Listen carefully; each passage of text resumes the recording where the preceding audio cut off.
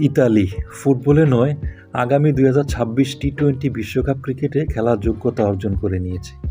ফুটবলে কিছুটা খারাপ সময় গেলেও তারা বিশ্ব ক্রিকেটে আস্তে আস্তে নিজেদের যোগ্যতার পরিচয় দিচ্ছে। ইতালি প্রথম আইসিসির মেম্বার হয় ১৯৯৮ সালে, তবে তাদের প্রথম আন্তর্জাতিক ম্যাচ ছিল ১৯৮৯ সালে।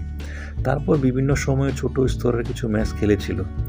২০২৫ ইউরোপীয় কোয়ালিফায়ারে স্কটল্যান্ডের মতো দলকে হারিয়ে বিশ্বকাপে জায়গা করে নিয়ে চমকে দিয়েছে। আর এতে নেতৃত্ব দিয়েছিলেন তাদেরই অধিনায়ক জো বার্নস, যিনি অস্ট্রেলিয়ার হয়ে ২৩টি টেস্ট ও ৬টি ওডিআই ম্যাচ খেলেছেন। মায়ের জন্মসূত্রে এখন তিনি ইতালির হয়ে খেলছেন এবং সামনে থেকে নেতৃত্ব দিয়ে ইতালিকে বিশ্বকাপ খেলার গৌরব এনে দিয়েছেন। মজার ব্যাপার হচ্ছে, এবার ইতালি বাংলাদেশের গ্রুপে পড়েছে। তার মানে আগামী বিশ্বকাপে বাংলাদেশের সাথে ইতালির খেলা রয়েছে। যাই হোক, তাদেরকে অনেক অনেক অভিনন্দন।